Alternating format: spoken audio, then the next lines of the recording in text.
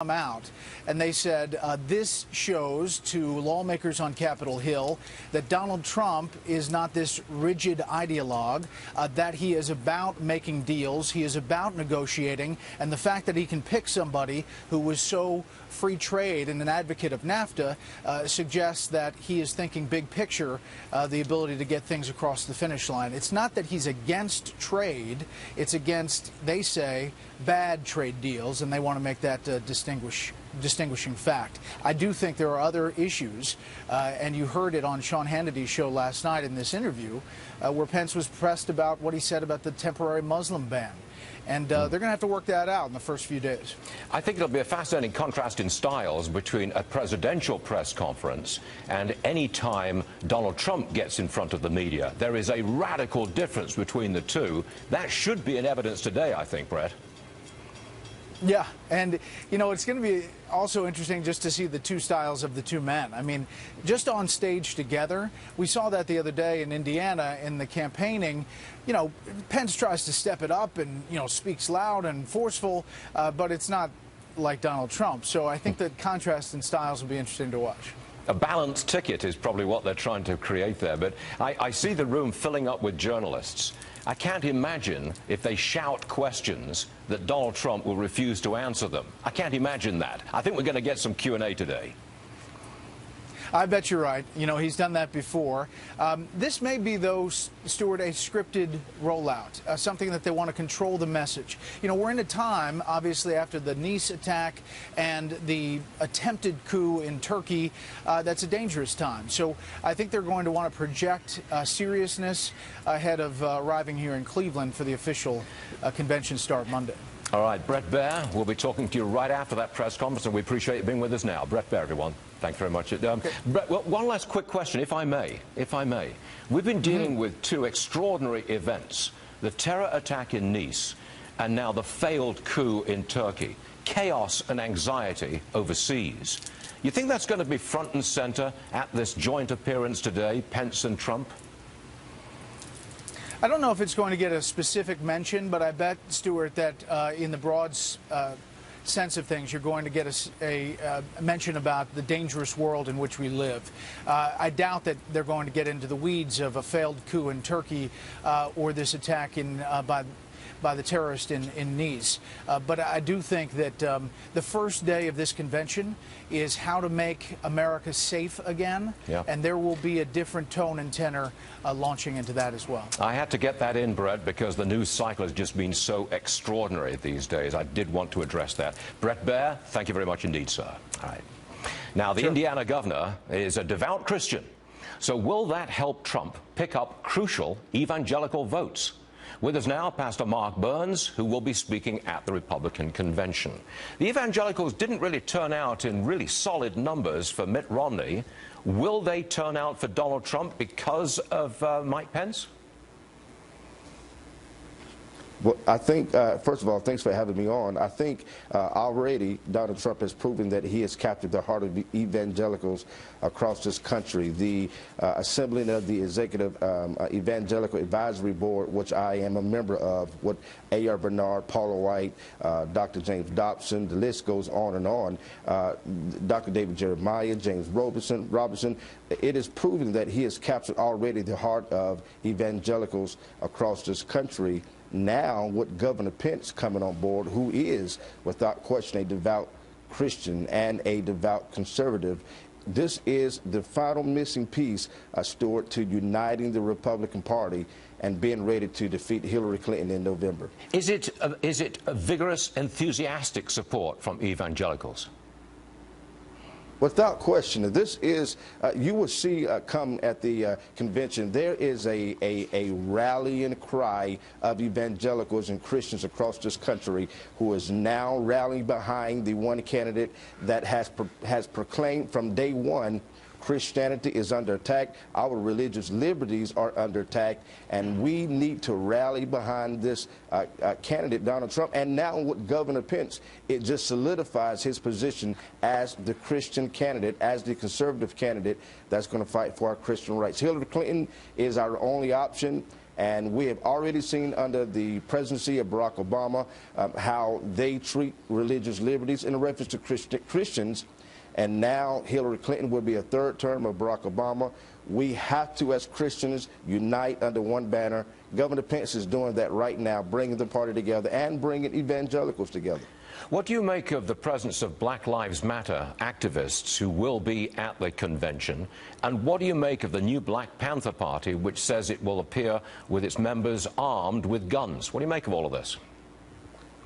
Well, this is not the vision of Dr. Martin Luther King when he marched, when he fought, when he died, when he declared that there is a dream for America. This is not at all the vision that Dr. King and those who fought in the civil rights movement in the 50s and 60s fought and died and sacrificed so that we don't have black America, but we as blacks be Americans, be accepted as Americans. It is divisive. It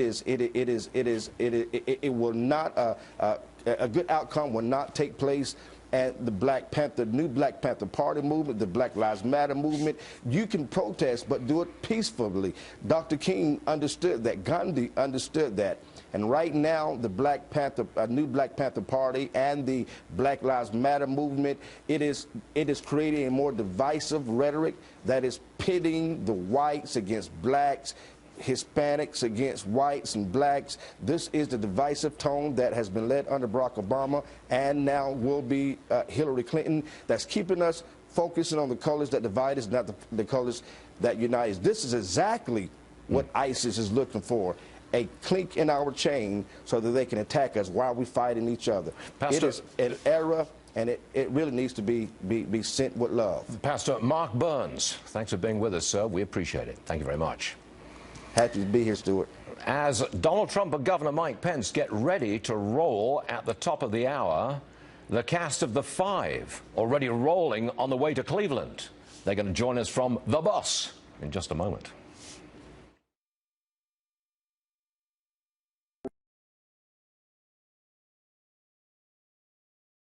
After dieting and exercise, do you still have stubborn parts of your body that won't tone up? I chose Smart Lipo because of the results and minimal downtime. It truly is the next generation of lipo technology.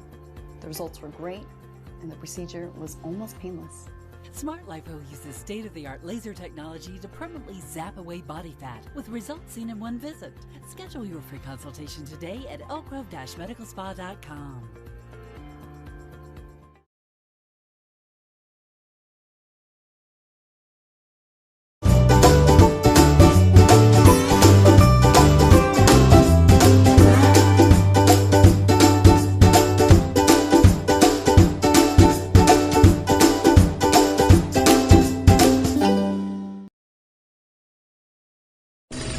Pain from your day can haunt you at night. Don't let it. Advil PM gives you the healing sleep you need, helping you fall asleep and stay asleep so your body can heal as you rest. Advil PM for a healing night's sleep.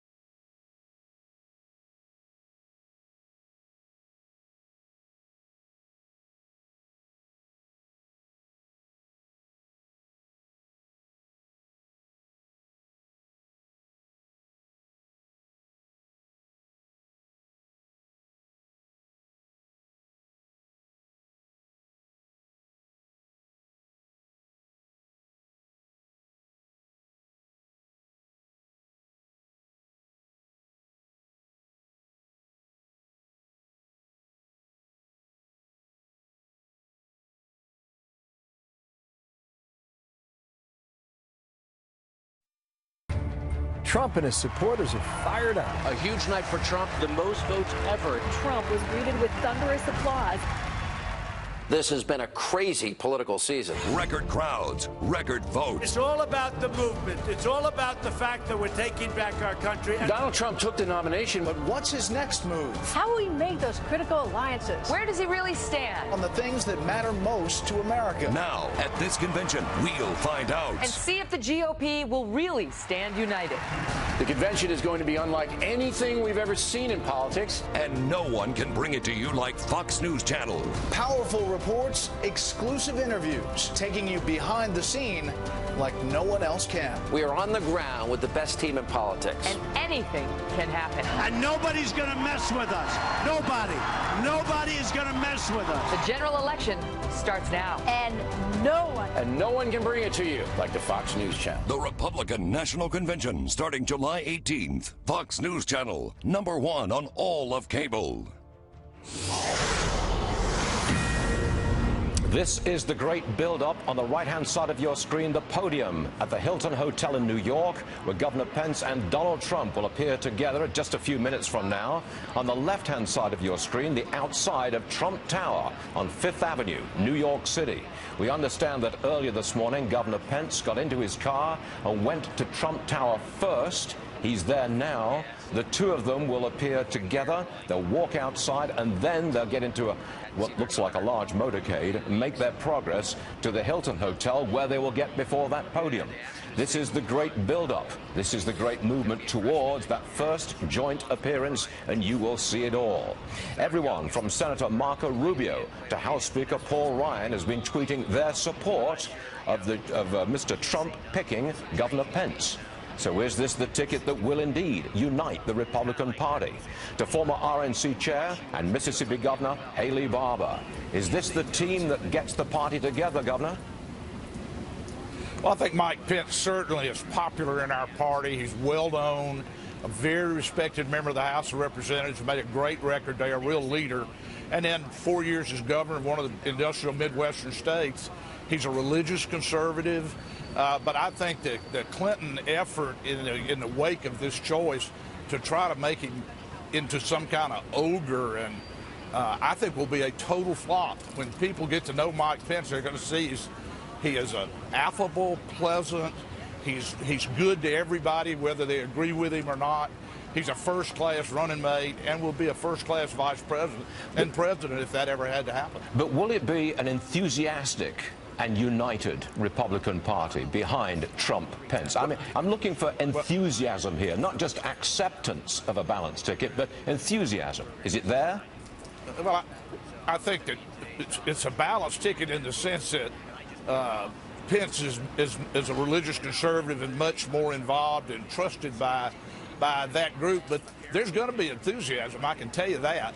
And it'll be generated by Trump and Pence, and frankly, the enthusiasm among Republicans will be generated by Hillary Clinton and Barack Obama. This country can't stand a third term of what we've had for the last 8 years.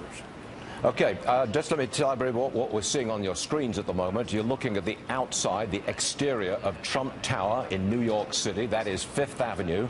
There's a large crowd has gathered. There's a whole fleet of black SUVs. Momentarily, Donald Trump and Governor Pence will emerge from Trump Tower. They'll jump into that motorcade and go a very short distance to the Hilton Hotel on 6th Avenue in New York City, and then they will make their first joint appearance. A large number of press people has assembled right in front of that podium. They want to go and ask questions. Whether they'll get the chance or not's another story, but they will be waiting for the Trump-Pence ticket to make its first appearance. Governor Haley, again, Governor Pence is a very conservative guy. Is he much more conservative than Donald Trump? Well, on certain issues. He is a religious conservative, and while he doesn't wear that on his sleeve, everybody understands it.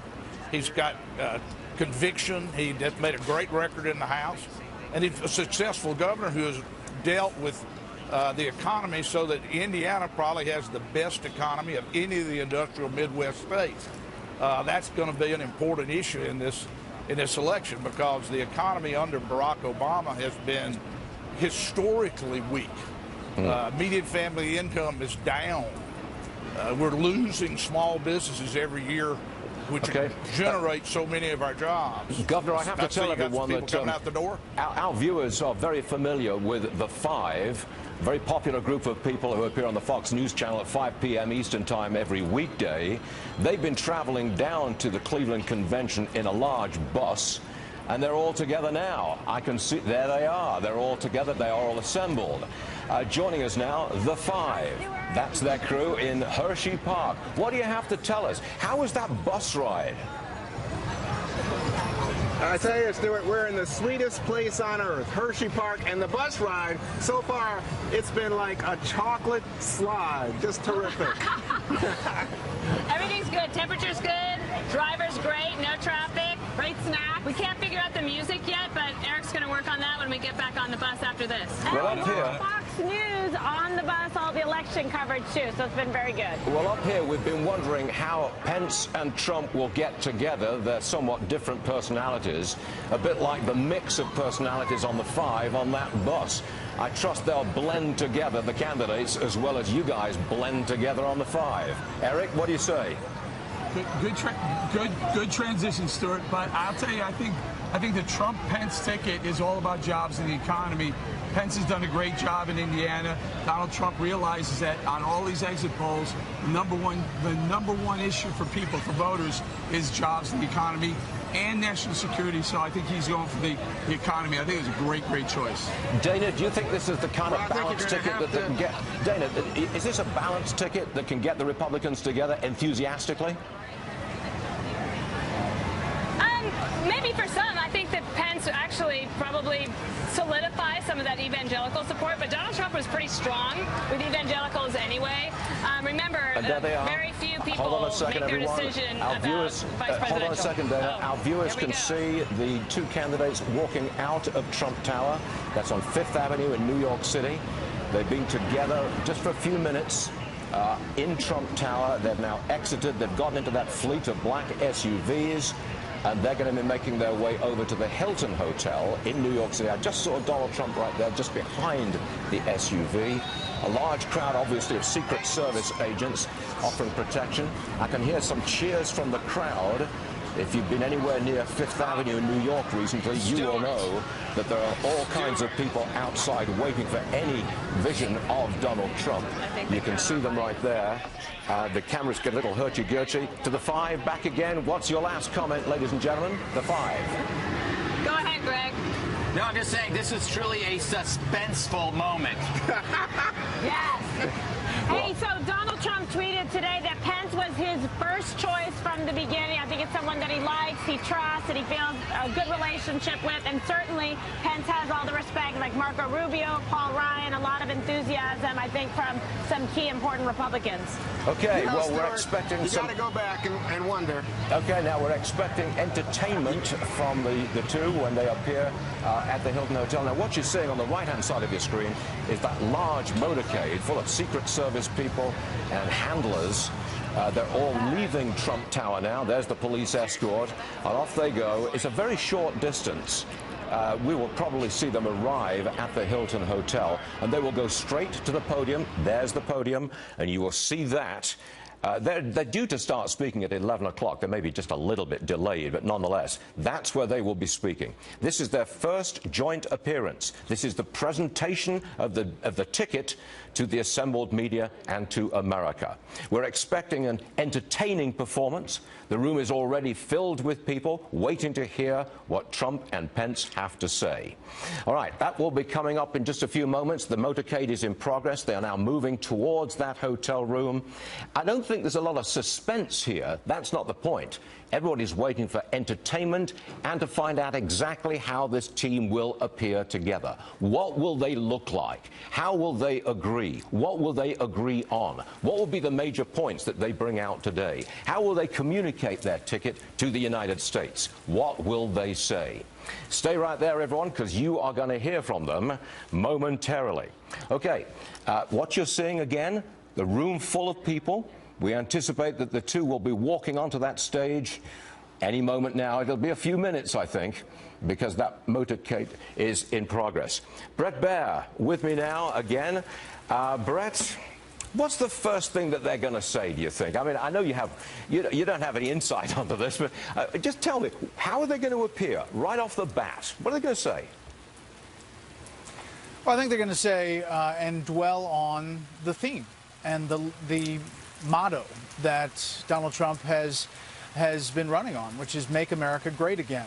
I think they're going to focus a lot on the economy, focus a lot on how people feel during these Obama years.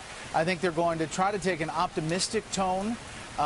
Donald Trump on the campaign trail does spend a lot of time talking about how things are really dire, not only here at home but abroad. But I bet this will be a teleprompter speech at the beginning, and that you're going to hear a lot of optimistic things, how they're going to turn things around.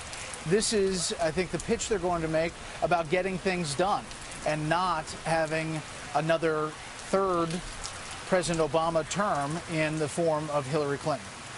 They did turn to the economy. It would be an opportunity to say something very positive. Mr. Trump wants to be the candidate of growth. That's what he's offering. I think and that's a very positive thing. He may well make a big thing of that. John Roberts is with me now. He's waiting, I believe, inside that room there, waiting for the candidates to appear on the podium. It should be just a couple of minutes away, John. Making their way over here. They're at 56th and 56th and 5th. We're at 54th and 6th, so it is just a couple of blocks away. Just one update on what Brett just said. There is no teleprompter here, so Donald Trump is going to probably have some notes or read off a couple of those notes, but he doesn't like teleprompters when he's doing these campaign events. When he's doing the big policy speeches, he really has to read from his script because there are so many details in there. Their speech is now heavily footnoted after they were so challenged on the first speech that they gave about Hillary Clinton. But he likes to do things ad lib. He thinks that it adds a sense of spontaneity to what he does. He thinks that it sort of really kind of draws on his talents to be able to reach out to the crowd and evoke a response from them. Mike Pence, he doesn't really need a teleprompter. I mean, he was in Congress for 12 years. He's been Indiana governor for 4 now. Gives a lot of speeches off the cuff. As to how this is being received, there are some conservatives who think that Pence went a little bit squishy on the Religious Freedom Restoration Act when after this huge backlash that he had in Indiana after he signed it, made some changes to offer further protection. Some conservatives said, well, he's kind of lost the conservative edge that he had, but many other conservatives really applauding this, including Speaker Paul Ryan. Here's what he said about it, quote, "I can think of no better choice for our vice presidential candidate. We need someone who is steady and secure in his principles, someone who can cut through the noise and make a compelling case for conservatism. Mike Pence is that man." We don't know how much the two of them, Stuart, are going to campaign together. Typically, when you roll out your vice president, you do 3 or 4 days, or even in the case of Al Gore and Joe Lieberman, a full week of campaign events together as you sort of run towards that convention. But Mike Pence has got an event this afternoon in Zionsville, Indiana, where it's going to be kind of a, quote, welcome home type of thing. Donald Trump is off the campaign trail tomorrow on Monday. He's going to go out to the convention to watch Melania's speech, but the two of them don't really have any campaign events together before the convention. So it's a little unusual from that standpoint, Stuart. Brett Baer is still with us, and Brett, John just informed us that there is no teleprompter set up in the ballroom there at the Hilton Hotel. So I guess Mr. Trump is going to speak ad lib. That's what people want, isn't it? That's when he's at his most entertaining, correct? It is indeed. But I think to my point was that I think there'll be some kind of scripted or at least bullet point introduction of Mike Pence. I don't think this is going to be a free flow deal at the very beginning. I'm sure that he's got some things he wants to say. I do agree with you, Stuart, that he is most comfortable, and in his own words, I just asked him the last time I sat down with him just a few days ago about this and whether this was the change. And he says, you know what, I don't really love teleprompters. They're okay. And I asked him if he's going to use a teleprompter in his speech here at the convention, and he said, yes, unfortunately, I think I am going to use a teleprompter. But you're right. He likes to fire up the crowd. I will make one point that John said, that they're probably going to campaign separately. Not only campaign separately, but they're going to fundraise separately. And once you get another person on that ticket, it enables you to be one person campaigning, the other person doing fundraisers, and that's really important for both the RNC and this campaign. Okay, Brett Baer. we have with us Steve Moore. And Steve Moore has been advising the Trump campaign on tax and economic policy. Real fast, Steve, because we're expecting the candidates to appear at any moment. You've been advising them, I think, on a growth plan. Are we going to hear about that this morning? Oh, you better believe it. And, you know, if you look at the performance of Mike Pence as governor of the great state of Indiana, or the Hoosier state, as you guys were talking about earlier, no industrial state has had more of a comeback than Indiana. And you know why that is, Stuart? He has cut taxes, he's got the government spending under control, and he's cut regulations. Wouldn't it be a wonderful thing if we could do that in Washington? I think it sends a very, it reinforces the Trump message that we've got to make this economy grow faster through Reagan-style tax cuts and so on. And you see, Steve, that would be very much a positive element to the press conference that's coming up. And I say that because there's some negatives in the news background. Obviously, the terror attack in France, the failed coup in Turkey. Those are largely negatives. They're huge problems. They could turn it into a big positive by stressing the growth plan that they've got going forward. Have you been in direct touch with Donald Trump and his campaign on this?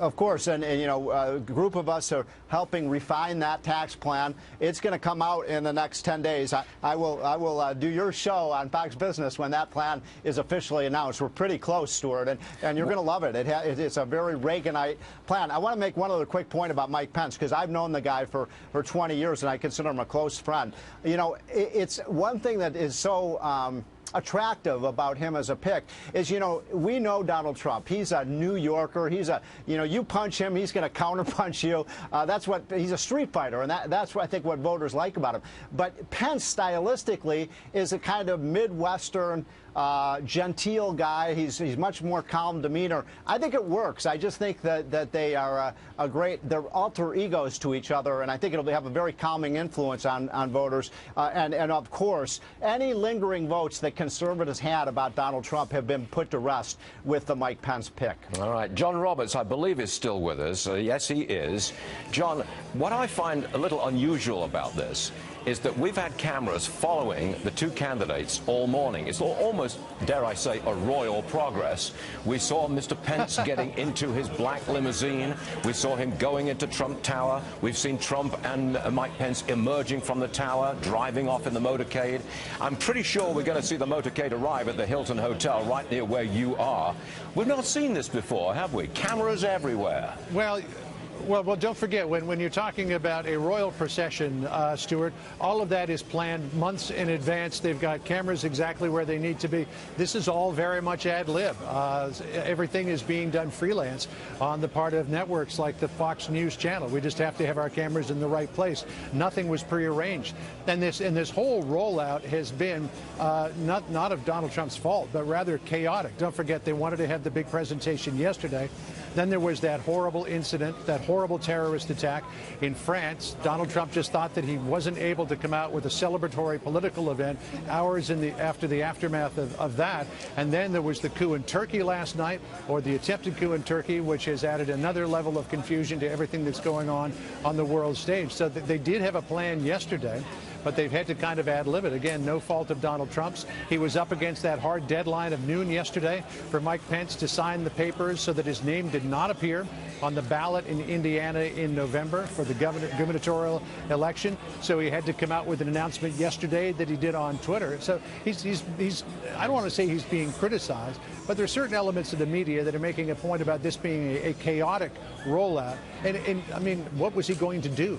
Right. You know, he couldn't go out there yesterday and do it in the aftermath of Nice, and he had to do something looking at this deadline. So I think the campaign has done the best they possibly can and try to roll this out in an orderly fashion. They've just been sort of beset with some problems given the flow of news around the world. Now, John, hold on a second, because all of this, of course, is establishing and setting up the convention, which begins next week.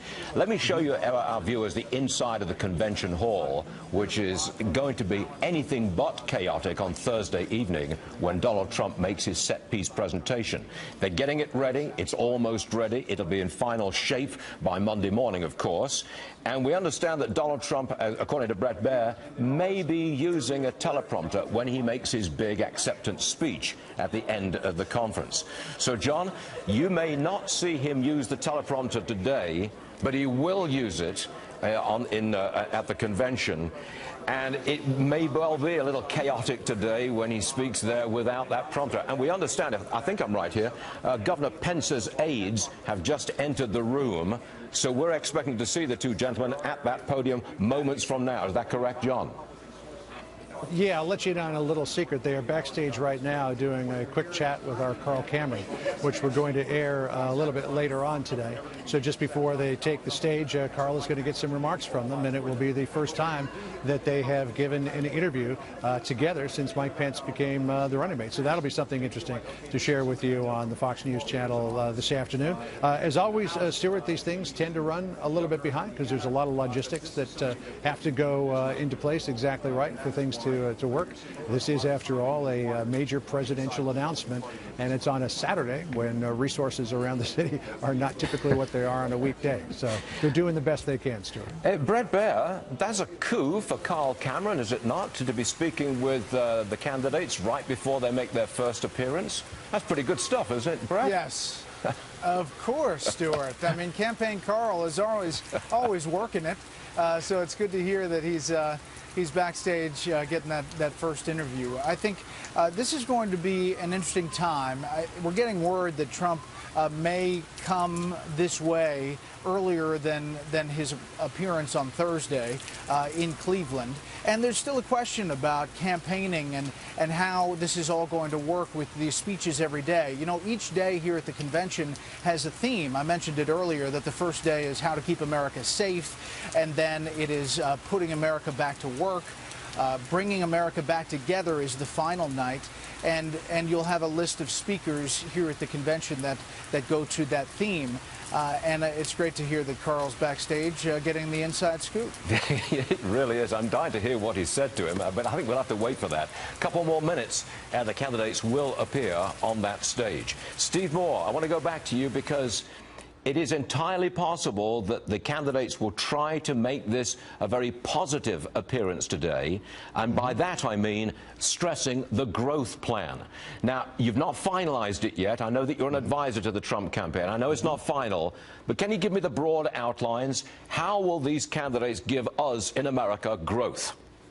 Well, we talked a minute ago about the tax plan, and although it hasn't been finalized, we're going to cut tax rates as low as they've been since Ronald Reagan was in office. Well, let me introduce. Hold on a second, yeah. Steve. Right. I remember when Ronald Reagan first cut taxes, early 1980s, the top rate of federal income tax went all the way down to below 30%. That's right. You propose to do that again? We're going to try to get as close to that as we can. You know, I mean, Obama has raised the rates so high, they're well over 40% right now. We're going to get them down. But the other thing we're going to do, Stuart, which is, I think, more to the point, is this is also going to be a tax cut really aimed at the middle class. Every time I've talked to Donald Trump about this, he keeps making this point. We got to make sure for working class Americans, they're going to get a meaningful tax cut because they're so financially strained when they're paying their bills at the kitchen table. So it's going to be about $1,500 to $2,000 off the taxes for the middle class. That is a big deal. How do you do that? But how do you do that? I mean, how do you get $1,500 to $2,000 per middle-class taxpayer cut from their tax level? How do you do that? Well, Americans are overtaxed. We're gonna cut their tax rates. We're gonna provide a new deduction for kids. So if you're a family with 3 or 4 kids, you're gonna get an important tax cut. We think child rearing is one of the most important things for our society and the economy. The other thing we're gonna really talk a lot about, I think, is the energy policy. You know, we could become the world leader in energy production, oil and gas and coal around the world. Mike Pence knows that. He's from a coal state in Indiana. You know, Trump has talked a lot about that. We think we could add another percentage point of growth just through a pro-America energy policy. And I'm not talking about building windmills. I'm talking about oil and gas and coal. And think about this, Stuart. There have been tens of thousands of coal miners who've been put out of business under Obama's policies. You know, Donald Trump is saying we're going to put those coal miners back on the job and out of the unemployment lines. All right, Brett Baer, do you think that the two candidates are going to be going really overboard to be positive today, to put America on the right path, going forward, looking positive, saying positive things about the economy and our stance overseas? Will they try to turn the negatives from overseas into a positive for the United States? Presumably that's the objective of this get-together today. You know, I think you're right, Stuart, is a positive projection, kind of an optimistic look towards the future. Both men often reference Ronald Reagan and that shiny city on a hill. I think that I think you will, though, hear some going after Hillary Clinton and some of the things and reasons they believe that she should not be the next commander-in-chief. That is red meat for the crowd, not only in this room, but around the country as they get ready to make this pitch. Well, they are getting ready to make the pitch. We've just seen a couple of aides walk onto the podium, or towards the podium there. We've been waiting now for about 11 minutes. It was due to kick off at 11 o'clock sharp. This is behind the scenes. Now we're looking at behind the scenes. Can I see Carl Cameron there? I believe I can. Screen right is Carl Cameron. He has held an interview with, I believe, Donald Trump and or Governor Pence, right there on the right-hand side, way over there. This is going to be aired later, that interview. Stuart? Right there. Did I hear John Roberts? You want to get into this? John, what do you got? Hey, well, I don't know what's going on backstage because we're out front here, but you know, Carl is campaign Carl, as you said, and if there was something to get, Carl will get it. I think I just picked up some words there from Donald Trump. I think I did. I'm not sure about that. There's some garbled. But what you're looking at is backstage. That was Brett Baer trying to get in there. Brett, I do apologize. Yeah. Sorry about that. Did I mistake you for no, Donald Trump? Right. I think Sometimes I did. I sound like John Roberts. I just wanted to paint a picture here as you're looking live. That's Paul Manafort there talking to the blonde lady there just to the left side of Carl. And in the background there, Paul Manafort is the campaign chairman. By the way, he's going to be on Fox News Sunday tomorrow with Chris Wallace, a little plug for our friend.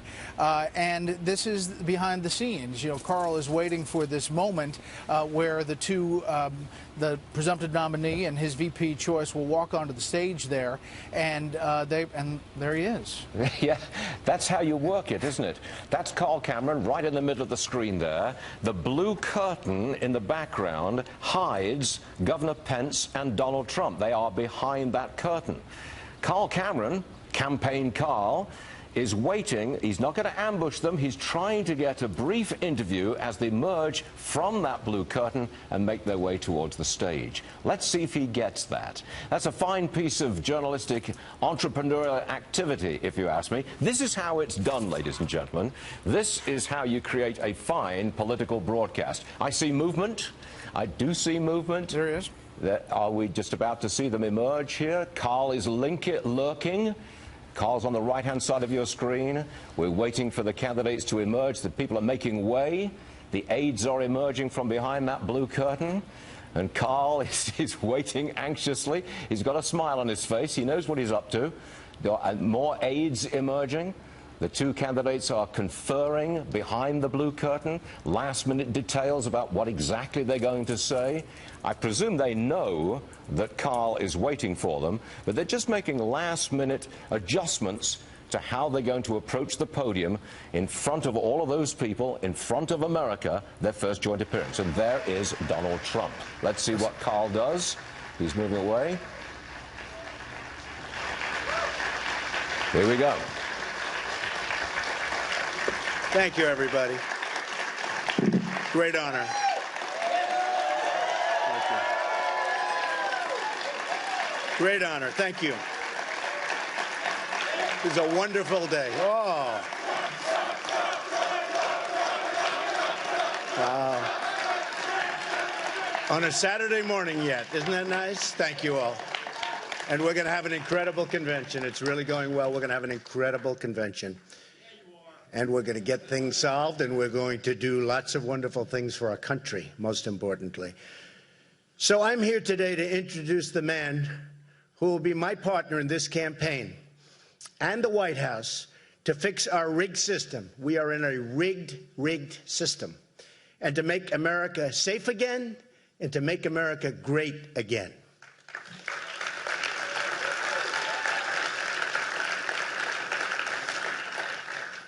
I want to also address the Islamic terror attack in France.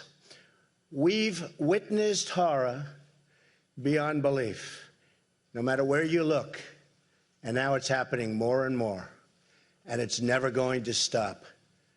We need new leadership. We need new thinking. We need strength. We need, in our country, law and order. And if I'm elected president, that will happen.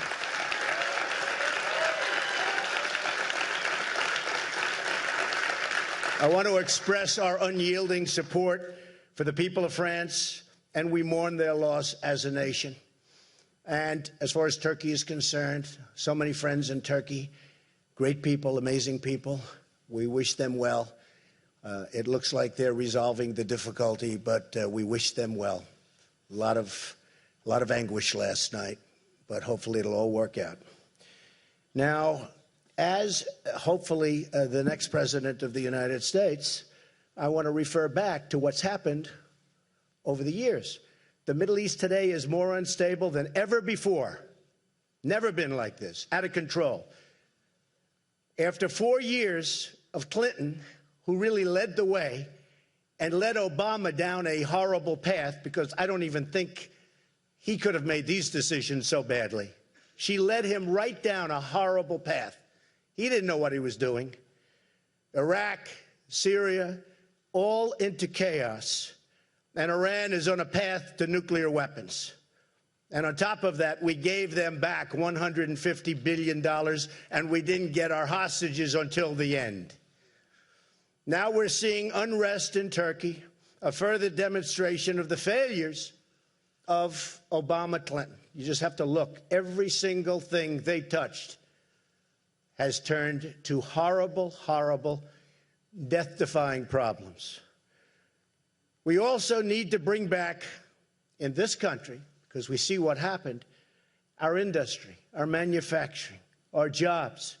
They've been taken away like we're babies, taken away. And we're going to bring them back. I found the leader who will help us deliver a safe society and a prosperous, really prosperous society for all Americans. Indiana Governor Mike Pence was my first choice. I've admired the work he's done, especially in the state of Indiana, and I'm going to go over some of those accomplishments in just a minute. But I also admire the fact that he fights for the people, and he's going to fight for you. He is a solid, solid person.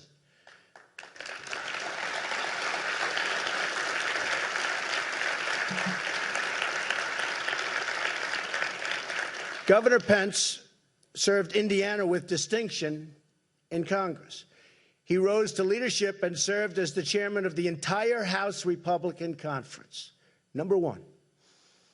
He's really got the skills of a highly talented executive, leading the state of Indiana to jobs, growth, and opportunity, in spite of the relentless obstacles put in his way and every state's way by the Obama administration.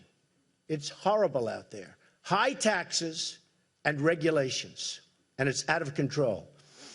Mike Pence is a man of honor, character, and honesty. We know that. Hillary Clinton is the embodiment of corruption. She's a corrupt person. What she's done with her emails, what she's done with so many things, and I see the ads up all the time, the ads. She's totally bought and paid for by Wall Street, the special interests, the lobbyists, 100%. She's crooked Hillary.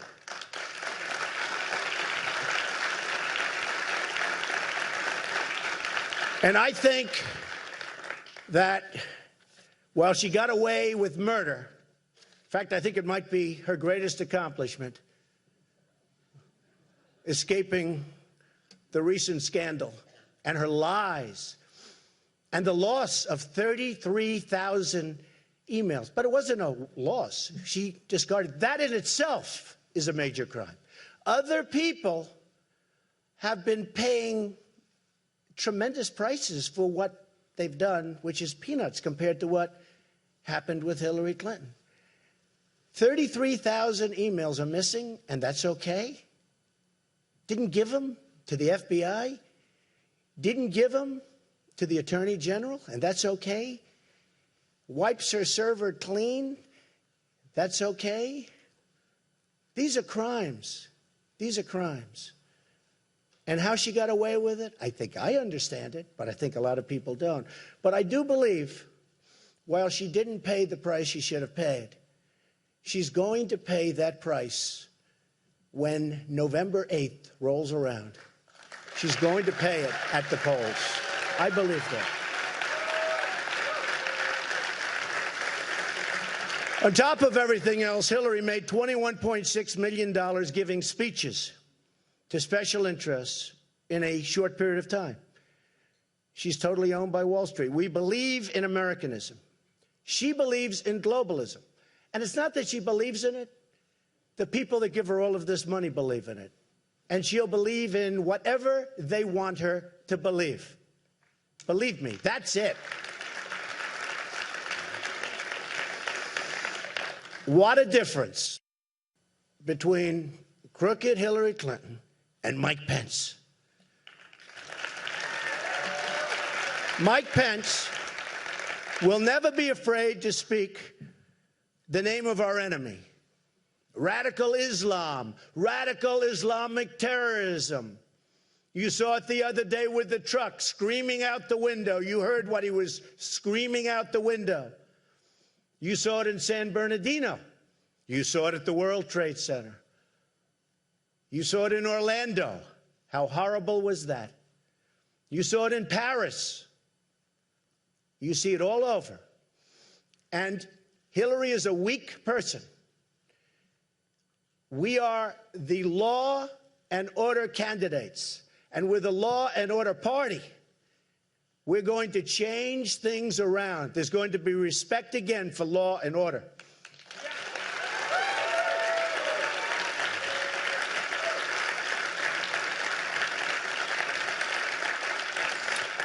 Hillary Clinton's foreign policy helped launch ISIS. You know, she's talking. I see the ads she puts on.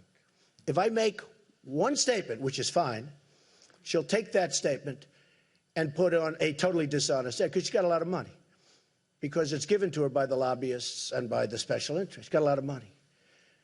But I see the ads on foreign policy. She's talking about Donald Trump doesn't have foreign policy experience. Of course not. I've been a very, very, very successful business person. I mean, but if you look at my calls, I said, don't go into Iraq. Nobody cared because I was a business person. I was a civilian. Take the oil. Many, many calls I've made. You take a look. I said that in Scotland and in the UK that was going to happen. I was the one that predicted it. And everybody said, he's wrong, he's wrong. President Obama said if it happens, they're going to get to the back of the line, which probably is one of the reasons they lost. Of course, I consider it a win. I think it was a win for them, actually, because they don't want to be told what to do. And they don't want to be told that when people pour into the country, they have to take them even if they're not qualified, even if they don't have paperwork, even if they have no idea where they come from. And I said that Brexit's going to happen. I said that they are going to break away. And everybody laughed at me. And the odds were 20%. And then when it happened, she took an ad saying, oh, Donald Trump said this or that. But I'm the one that said it was going to happen. And some of the more fair reporters, about 30% of them, said he was right. I appreciate that. 70% didn't, so that's okay. So Mike Pence will never be afraid to speak the name of our enemy. So important. Now, I think if you look at one of the big reasons that I chose Mike, and one of the reasons is party unity, I have to be honest. So many people have said party unity because I'm an outsider. I want to be an outsider. I think it's one of the reasons I won in landslides. I won in landslides. This wasn't close. This wasn't close.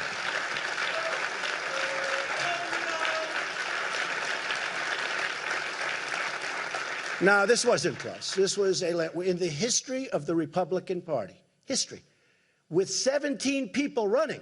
You have to understand, other people ran against 1, 2, and 3. With 17, we got, I say we because I'm the messenger. I'm a messenger. I'm doing a good job, but I'm a messenger. We got almost 14 million votes. That's more than any other person in the history of the Republican Party in the primary system running for president. And think of it. That's more than Ronald Reagan, who we love. That's more than Richard Nixon. It's more than Dwight D. Eisenhower. You know, he won the Second World War, in all fairness. It's pretty good. It's more than the Bushes. But I mean by a lot. I don't mean by little. But that's with 17 people. People don't oversay that. That means our message is unbelievable.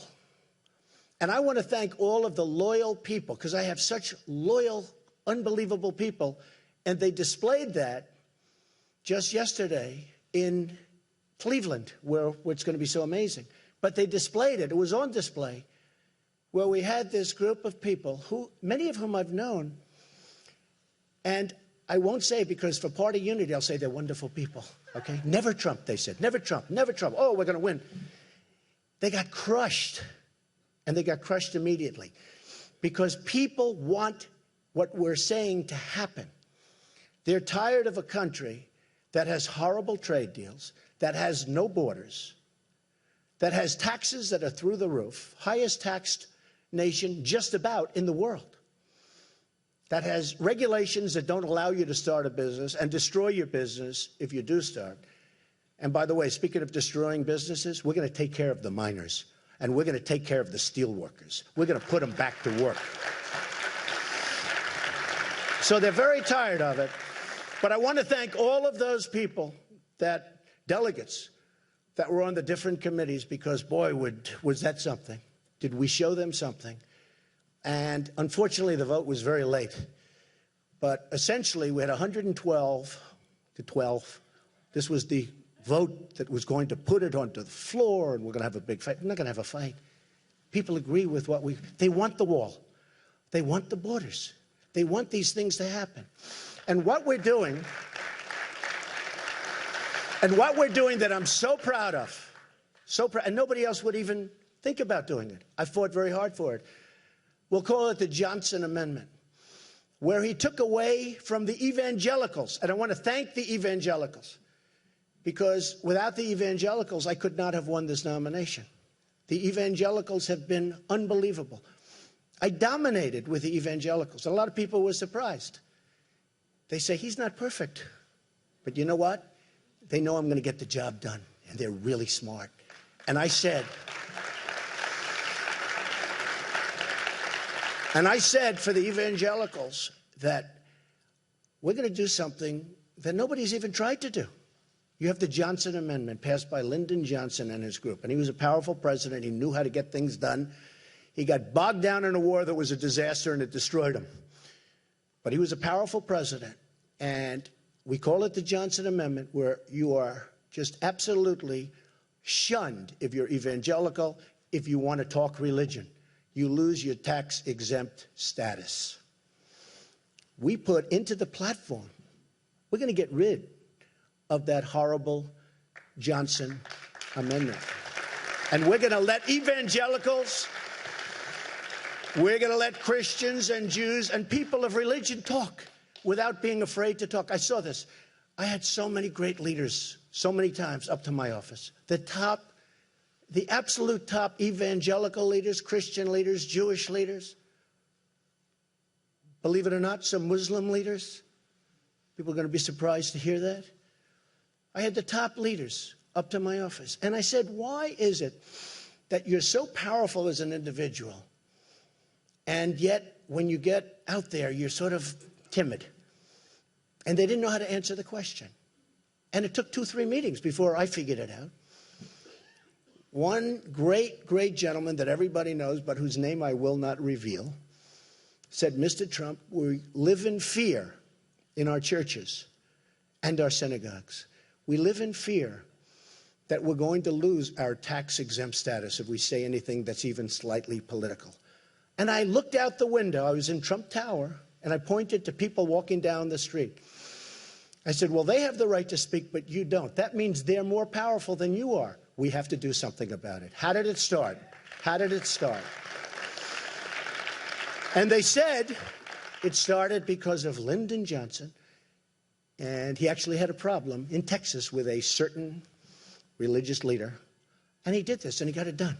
And we're going to undo it so that religious leaders in this country and those unbelievable people, and not because they backed me in such large numbers, but so that religion can again have a voice, because religion's voice has been taken away, and we're going to change that, okay? All right. Back to Mike Pence. So one of the primary reasons I chose Mike was I looked at Indiana, and I won Indiana big. Remember, Indiana was going to be the firewall. That's where Trump was going down. They agreed I'd win New York, I'd win Pennsylvania, I'd win all these places. But Indiana was going to be the firewall. So I got to study Indiana. And I got to study New York and a lot of other places. And I saw how NAFTA, signed by Bill Clinton, has drained our manufacturing jobs.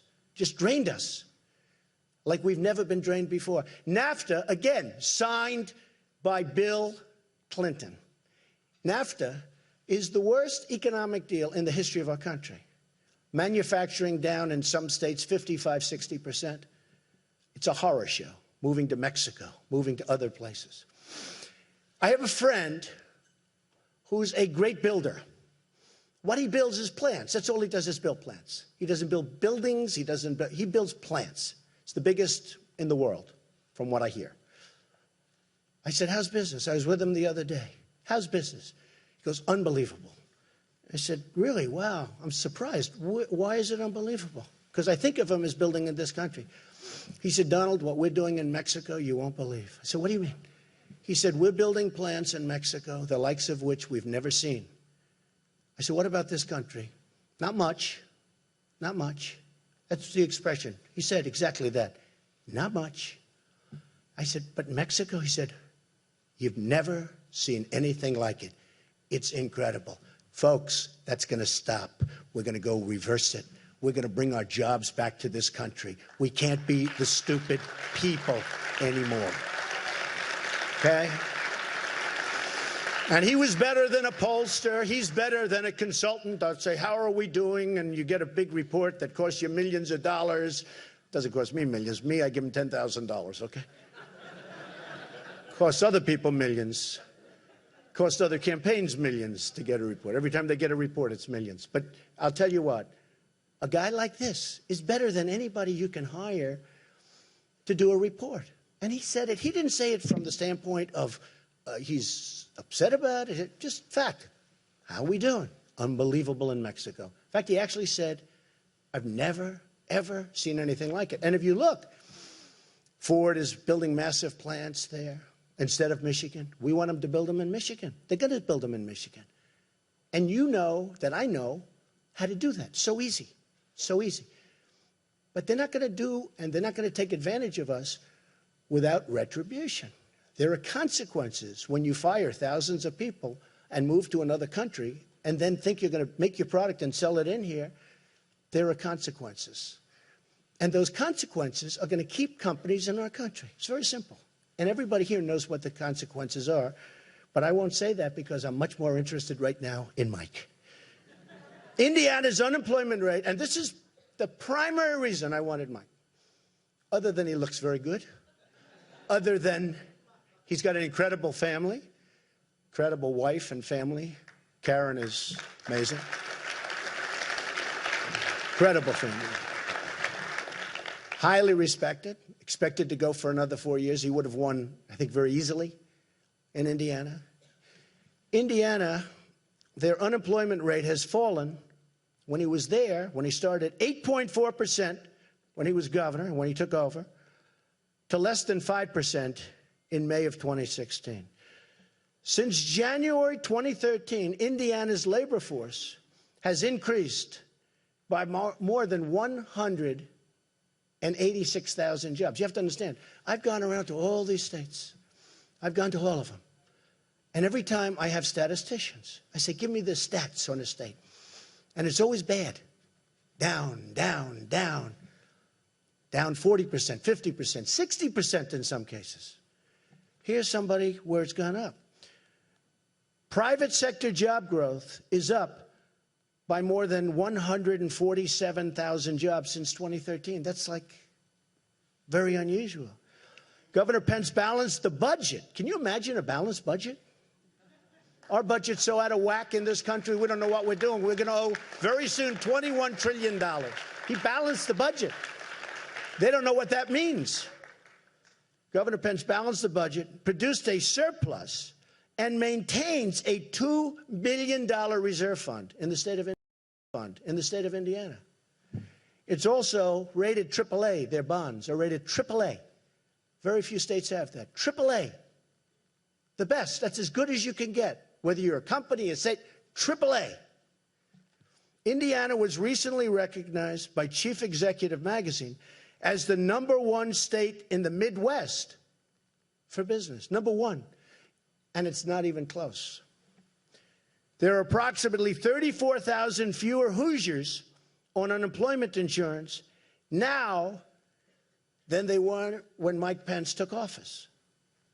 So you have fewer Hoosiers, fewer people from Indiana. Besides that, Bobby Knight, my friend who really did help me. I mean, if you want to reference Bobby Knight in Indiana, we love Bobby Knight. But he agrees with everything I'm saying. He loves the governor. Indiana has the second lowest unemployment rate in the nation. For veterans, where nobody's fighting for the veterans like I'm fighting for the veterans. The veterans have been left behind. If you remember a few months ago, Hillary Clinton said, really, they're doing much better. The VA's much better. They're doing a much better job than people give it credit for. People are dying online waiting for 5-6 days for doctors. People are dying they can't even see a doctor. It's a scandal. Take a look at what's happening with the VA in Arizona. Take a look at what's happening with, just the Veterans Administration hospitals. It's a scandal. It's corrupt. It's incompetent. It's a scandal. And Hillary Clinton thought it was just fine. And boy, am I going to win big with the veterans. I mean, we know that for a fact. So it's now 2.4% for veterans. In 2013, when Mike Pence took office, the rate for veterans was 6.7. It was 31st in the nation, one of the bad ones. And now it's almost the best. Got them jobs. Got them jobs. Indianapolis is ranked second in top 10 metro areas for young college graduates. That's a great thing. They're going to stay there. That's a great thing. And Mike worked hard on that. He was telling me that was not easy. Under Governor Pence's leadership, Indiana enacted the largest K-12 education funding increase in the state's history. So you're balancing budgets, and yet you're giving more money to education. Isn't that a great thing? Indiana has just about the largest school choice program in America. School choice is where it's at, folks. You want to get your schools better. You've got to get rid of Common Core fast. Governor Pence enacted the largest income tax cut in the state's history. Think of that. We're cutting taxes and balancing budgets.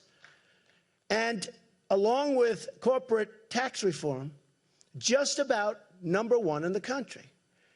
CNBC ranked Indiana first in the nation for its infrastructure. So with all of these cuts and all of these balancing budgets, we're spending more money on education, and the infrastructure is kept up. That had so much, look, as a builder, nobody in the history of this country has ever known so much about infrastructure as Donald Trump. I build infrastructure. Do I know how to build a wall? Do I know how to build infrastructure? You know, it's very interesting. We're building, I won which is pretty amazing in the Obama administration, but I won the right to have the old post office building on Pennsylvania Avenue right near the White House. And it's an amazing, probably the best location, one of the most sought after projects in the history of the GSA, General Services. And I really like what's happened. We're going to have an opening very soon. Ivanka and Eric and Don did a fantastic job on it. But I thought the other day, I was going over the numbers, we're under budget and about a year, actually more than a year. But we're a year ahead of schedule, and we're under budget substantially. And the quality of the work is even better than we originally were going to do. And when I explained to a government representative that we're under budget and ahead of schedule, they almost fell off because they'd never heard those words before. They've never heard. So when I see what happened to Indiana, which was having tremendous problems, when I see what happened to Indiana under Mike's work, also his predecessor did a great job, by the way, great job, who's now at Duke, who's now at Purdue. When I see what happened with respect to the numbers, the state, and everything else, that to me was probably the single most important point, because it's something that hasn't happened, almost has not happened in this whole country. The turnaround and the strength of Indiana has been incredible. And I learned that when I campaigned there. And I learned that when I won that state in a landslide. And I learned that when Governor Pence, under tremendous pressure from establishment people, endorsed somebody else, but it was more of an endorsement for me, if you remember. He talked about Trump. Then he talked about Ted, who's a good guy, by the way, who's going to be speaking at the convention. Ted Cruz, good guy. But he talked about Trump, Ted, then he went back to Trump. I said, who did he endorse? So even though he was under pressure, because I'm so, outside of the establishment, it was the single greatest non-endorsement I've ever had in my life, okay? I will tell you. So with that, I would like to introduce a man who I truly believe will be outstanding in every way and will be the next Vice President of the United States, Governor Mike Pence. Thank you. Thank you, everybody. Thank you.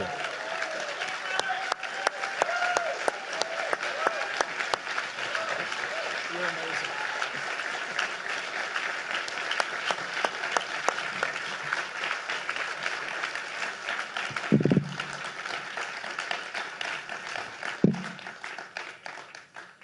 On behalf of my family here and looking on, would you join me in thanking Donald Trump, Melania, and his entire family for the sacrifices that they are making to make America great again?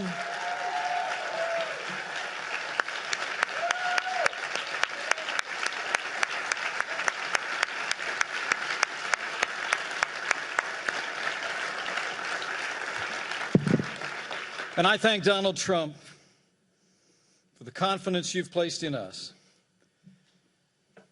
And I accept your invitation to run and serve as Vice President of the United States of America.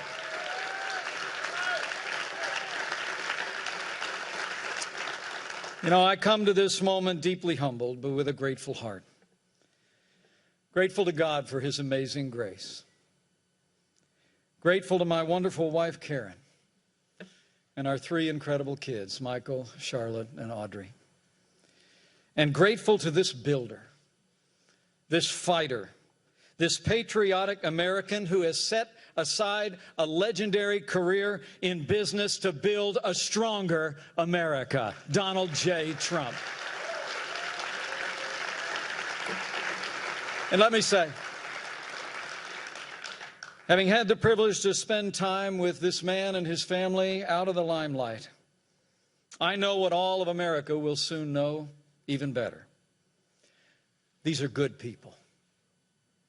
Donald Trump is a good man, and he will make a great president of the United States of America.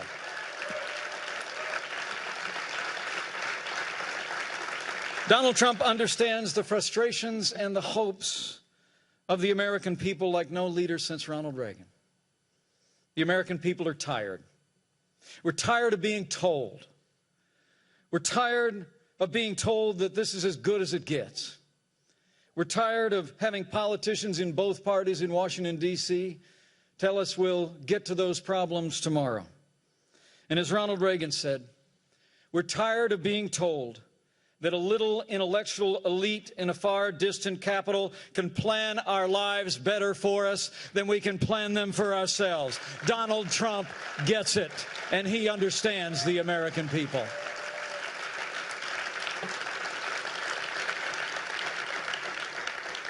I truly am deeply humbled to be at his side today. And when I got this call last Wednesday, I could only think of that ancient question. Who am I, O Lord? And who is my family that you have brought us this far? So let me try and answer that question for a few minutes. Now, people who know me well know I'm a pretty basic guy. I'm a Christian, a conservative, and a Republican in that order.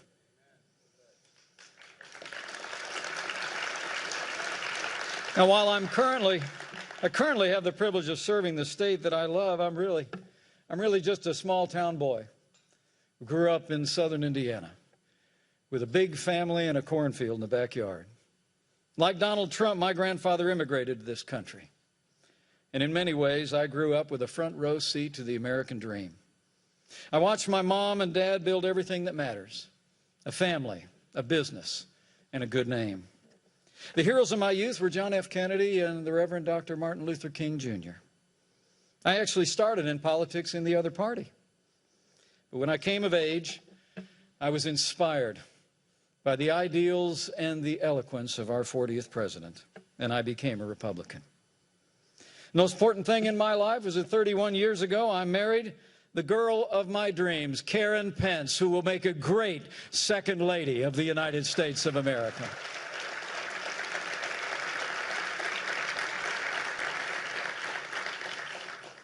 And while this office is an extraordinary office to which to aspire, the highest role I will ever play is DAD. And I'm a proud father of a college student, a graduate turned writer, and a United States Marine.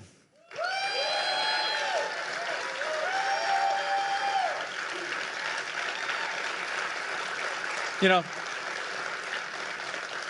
my career, I ran for Congress before the Republican Revolution, led by Newt Gingrich in 1994. I wasn't successful. By the time I got elected to Washington, D.C., sometimes I felt like I was elected after it was over. From almost my first day in Congress, I found myself battling the big spenders in both political parties. Whether opposing No Child Left Behind, the prescription entitlement, or the Wall Street bailout, I fought every single day for taxpayers and fiscal responsibility when I was a member of the Congress of the United States. And after the Republicans lost the Congress in 2006, I was actually unanimously elected to serve in leadership. And we fought back against the Nancy Pelosi Congress. We opposed Obamacare. We opposed their tax increases. We opposed their cap and trade. And I was part of the team that won the Congress back from Democrat control in 2010.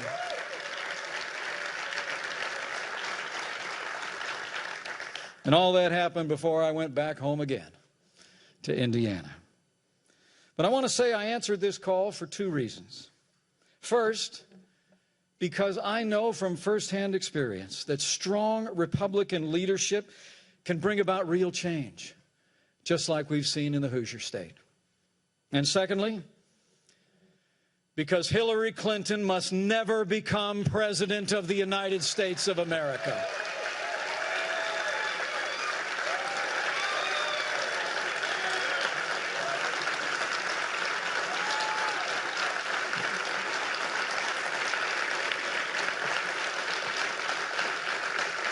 Now, on the first point, I know what I'm talking about. You know, in Indiana, we prove every day you can build a growing economy on balanced budgets, low taxes, even while making record investments in education, roads, and health care. We like to say Indiana's a state that works, and it does. Indiana works because Republican principles work every time you put them into practice. Today we have a $2 billion surplus and the highest credit rating in the nation. And since I became governor, Hoosier businesses, large and small, have created nearly 150,000 net new jobs, and we have more Hoosiers going to work than ever before in the 200-year history of the great state of Indiana. That's what Republican leadership gets you. And let me say from my heart, that's what the no-nonsense leadership of Donald J. Trump will bring to Washington, D.C. But elections are about choices. Elections are about choices. And I also joined this ticket because the choice could not be more clear. The stakes could not be higher. Americans can choose a leader who will fight to make America safe and prosperous again and bring real change, or we can elect someone who literally personifies the failed establishment in Washington, D.C. 7.5 years of Barack Obama and Hillary Clinton's policies have weakened America's place in the world and stifled our nation's economy.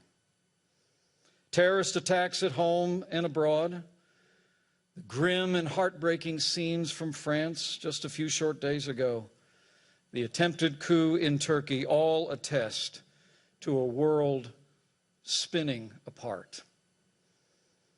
History teaches us that weakness arouses evil. Hillary Clinton and Barack Obama's foreign policy of leading from behind, moving red lines, feigning resets with a resurgent Russia and the rise of ISIS is a testament to this truth of history, and we must bring a change to America's stand in the world.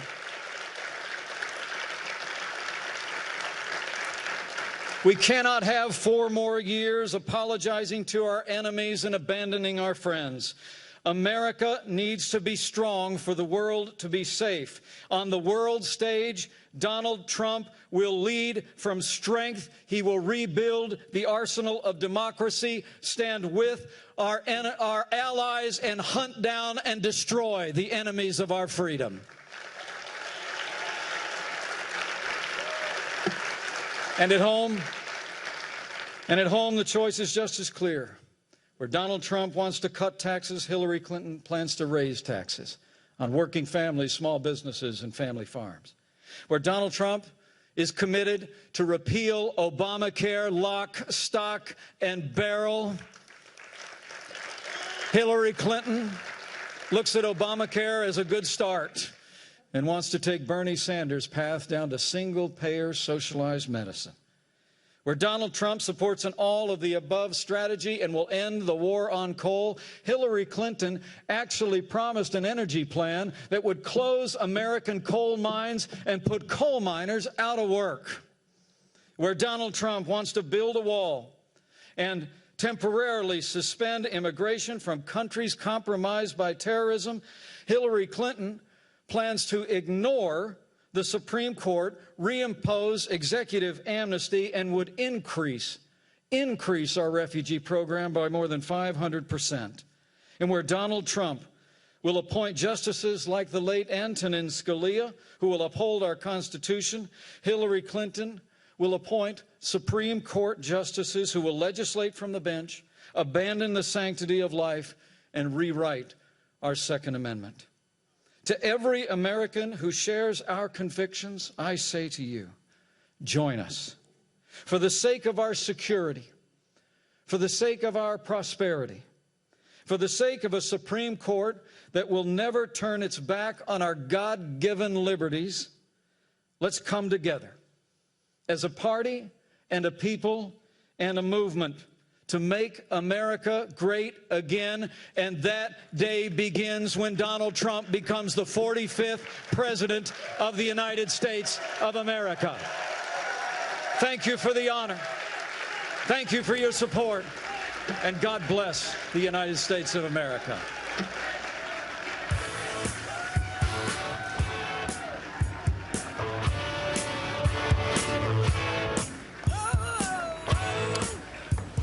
The two of them on the stage together now, right in front of the podium. Will they take questions if they're shouted from the audience? We do not know that at this point. Governor Pence greeting some of the Trump children there. and some of the Trump aides. Donald Trump is at the podium again. Whether he addresses shouted questions, we don't know. But they're taking the cheers and the applause of the crowd as we speak.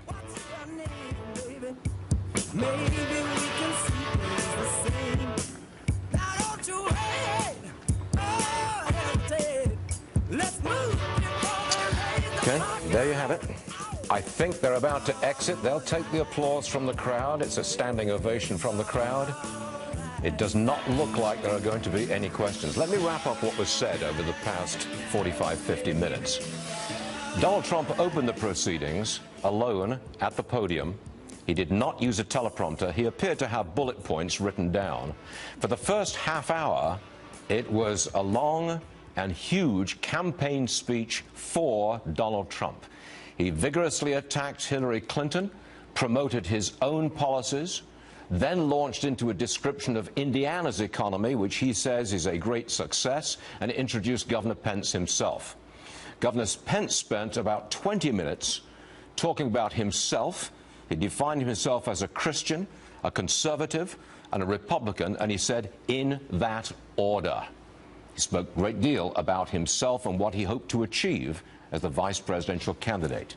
Bret Baier has been listening to all of this. Bret, it seemed like a good balance of styles between the two. What do you say? Stuart, this is exactly what we talked about going in. These are two different people, two different tones and tenor of how they're going to campaign, and you just saw it perfectly there. The introduction of Mike Pence was very long by Donald Trump, but that is his style, off the cuff. He did, make comments about Nice, also interesting comments about Turkey. We'll come back to that, but spent a lot of time talking about Mike Pence and his success in Indiana. Also, interestingly, kind of made fun of his new VP nominee, saying that his endorsement was really an endorsement for Trump. It was the best non-endorsement he ever received. Yes, that's right. The optics were a little interesting in that Pence came on and Trump went off, but then you had the moment there at the end where they're both on stage. I thought it was also interesting, Stuart, that really the most important line from Mike Pence, the one that will unify the Republican Party, was this: Hillary Clinton must never become president of the United States.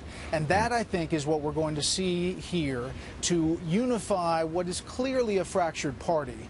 But that line got the biggest applause in the Pence speech. So that, you think, is the way that the two of them unify the party in response to Hillary Clinton. It's us, please, not them. That's what that speech was all about. And that, you think, will be the essence of their approach to this election. Definitely, definitely. Listen, it's Donald Trump who runs this show. It's Donald Trump who's the front man on policy. He spent time in that opening talking about NAFTA and how horrible it was. Well, the guy he's introducing was a huge proponent of NAFTA, but that really, in the big picture, doesn't matter, because what it is Donald Trump who's running this show. And how he unifies the rest of the party is showing them Mike Pence is solid, steady, grounded, conservative, and also says, we are the alternative to Hillary Clinton and a third term for President Obama. And that here in Cleveland, I think, is going to sell to even the people who are most skeptical. Now, I should note, Stuart, that this comes on a day when former Florida Governor Jeb Bush writes an op-ed in the Washington Post strictly against Donald Trump, even on this day. And so he still has some work to do with the party, but I think Hillary Clinton will be the unifying factor. Bret, bearing in mind the ticket that we've just seen on stage right there, who do you think Hillary Clinton is now going to lean towards, having seen this ticket emerge today? I think this is a great question. I think the conventional wisdom is that Tim Kaine from Virginia, the senator from Virginia, former governor, is still a leading candidate there. But it would be interesting to see the fact that Donald Trump chose a social conservative, someone like Mike Pence, if that alters somehow their calculation about who she's going to pick. She's talked to Elizabeth Warren. I think that seems like it's on the outside of possibilities. Pence, but Julian Castro and others. I think Tim Kaine is the going bet, and the word is that it could come as soon as Friday of this week, but the campaign's not giving a timeline. One last one, Brett. It seemed to me that Donald Trump has that speaking style, that off-the-cuff delivery that really gripped the crowd. He'd got him, hadn't he? He does. He does. And what I wanted to reference about Turkey is that off-the-cuff style works a lot of times, and it fires up a campaign crowd. But when you're talking about something as complex as a military coup in Turkey, where, in essence, the Democratic-elected government was facing a military that really the U.S. would prefer to have instead of President Erdogan, it's tricky. And that is where the off-the-cuff style, potentially provides him some issues. But I think, on balance, that intro was really about how he has campaigned throughout this primary, and I think it's going to be a little bit more structured once he gets here to Cleveland. Okay. Bret Baier, thank you very much indeed for helping me through all of this, and our viewers too. Thank you, Bret. We'll see you soon. See you, Stuart. Steve Moore is with me. Now, Steve is a financial guy. He offers financial advice and tax planning and economic advice to the Trump candidacy. And it seemed to me, Steve, that a lot was said about Indiana's economy and how well it's doing and how that may be a model for the national economy with a Trump-Pence ticket. You read the same thing? Yeah, I do. Our mutual friend Art Laffer and I do a study together every year on the states, Stuart, where we look at which states have improved the most and which have moved in the wrong direction. And I bet you can guess which state over the last 5 years we rate as having moved up more than any other state, the Hoosier state of Indiana. He's been an incredible leader and has really turned around that state. One of the interesting, I think, political ramifications of this pick, I mean, I agree with everything that Bret just said, is, traditionally, as you know, Stuart, where do the Democrats beat the Republicans in the presidential race? In those industrial Midwestern states. And this is where I think Donald Trump and Mike Pence are going to crack through that blue wall. And Mike Pence and Donald Trump are going to win Indiana, they're going to win Wisconsin, they're going to win Ohio, Michigan, Pennsylvania. Those are states that traditionally go Democratic. So I think in so many ways this is a great pick. And didn't he come across, Stuart, I mean, for a lot of Americans, this might have been the first time they've even heard from Mike Pence. Yeah. He is incredibly likable and sincere, and that's a great quality in a political candidate. Well, what came across was the track record of the state of Indiana since Mike Pence has been the governor there. But I want to pick up on one thing that Donald Trump said, and he's said this before. He's going to bring jobs back for steel workers. He's going to bring jobs back for the miners. You think he can do that? Yeah, I do. I really do. How would he do that? Well, let's just talk about taxes for a minute. We have the highest business tax in the world. I hear you talk about this on your show almost every day. It is an abomination that we're putting all our companies at a huge tax disadvantage. We're going to raise that disadvantage. We're going to go from being the highest tax country in the world to the lowest business tax country in the world. I promise you, Stuart, when you do that, those businesses are going to move right back to the United States. Okay, and that is the plan. It is essential. There was a frequent reference on the part of Governor Pence to Donald Trump being Reagan-esque. Now, I know that you're involved in the tax plan that's going to be put forward by Donald Trump. It will be Reagan-esque. That means cuts in personal tax rates, cuts in the business tax rate, cuts in taxes generally across the board. That's the plan, Steve? You got it, but let me add one other thing to that, Stuart. When we've talked to business leaders, and that's one of the things I've been able to do with Donald Trump, is talk to the great men and women who are running America's great companies. They say the regulatory stranglehold of government in Washington is even worse than the tax burden. And one of the things we're talking about, why don't we just have a moratorium on new regulations? And on the first day in office, Donald Trump could actually sign 50 executive orders reversing Obama's executive orders that have had such a negative effect on business. So that's a big part of it, too. Taxes and regulation. I read the statements from both Donald Trump and Governor Pence there as an attempt to put the economy and economic performance back on the front burner. Do you read it the same way? Yeah, look, look at what's happened with the U.S. economy just over the last 6 months. We've actually downshifted from an anemic 2% growth. Now we're down to 1 to 1.5%. I mean, that's barely treading water. And I think it was either Donald Trump or Mike Pence who made this point. The average American, middle-class, working-class people, Stuart, have not had a pay raise now in 15 years. Those are people who are paying their bills at the kitchen table, and they're financially stressed out. This economy issue and terrorism are going to be that's what this election is going to be about. If Donald Trump can just talk about those two things, I think he's going to win a big election with maybe 35 states behind him. And Pence is just a real ally. One other quick thing. I was at a major conservative conference in Cleveland yesterday of hundreds of conservative leaders. And, you know, they were a little bit lukewarm to Donald Trump. But when it was announced that Mike Pence was going to be the Republican vice presidential nominee,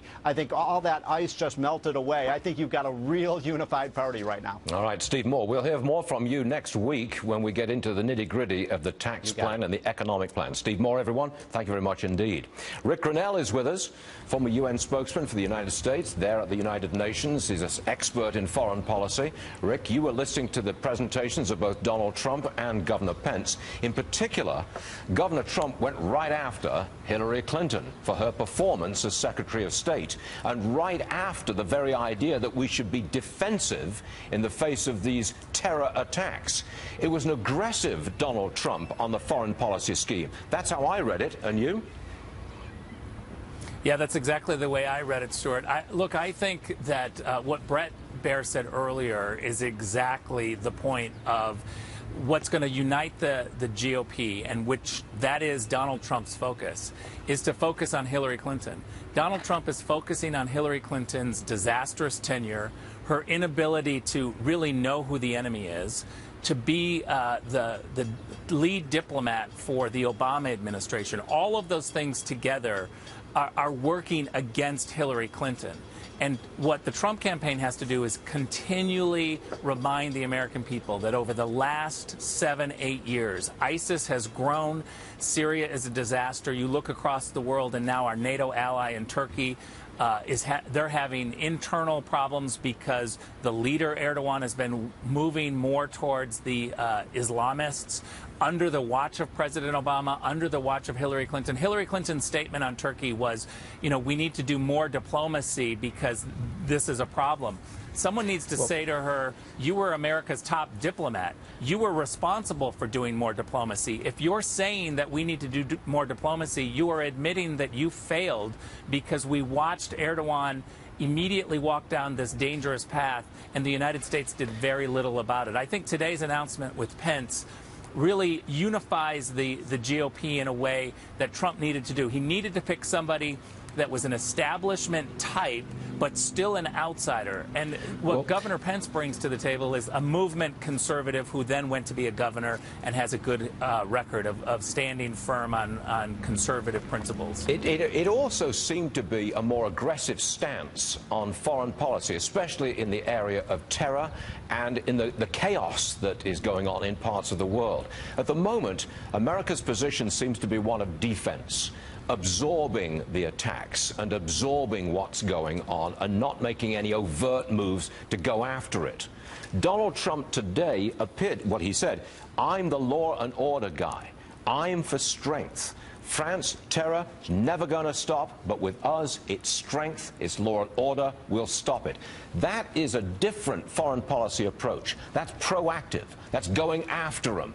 Am I reading it correctly? No, I think you're reading it exactly correctly. Donald Trump is very in tune with the American people. The American people don't feel safe. We've watched San Bernardino. We've watched Orlando. We've watched Chattanooga. You got to remember that the Bangladesh terror attack, the Istanbul airport, these things are growing. I think the Nice attack was really something that put people over the edge in terms of saying the status quo is not working. what Barack Obama and Hillary Clinton have been offering us is this same old line that 63 nations are in a coalition trying to defeat ISIS, but yet we can't find the ISIS command and control center. There is an absolute impatience on Donald Trump's part to say, let's defeat ISIS, and the American people are with him. It's a good move. It was quite a performance, and we were all listening very, very closely. Rick Grinnell, thank you very much indeed for being part of the broadcast today. And that wraps it up. It was quite a performance by Donald Trump. He spent the first half hour talking about Hillary Clinton and his own policies. He introduced Mike Pence and talked about the success of the Indiana economy. And Pence said, I'm a Christian, a conservative.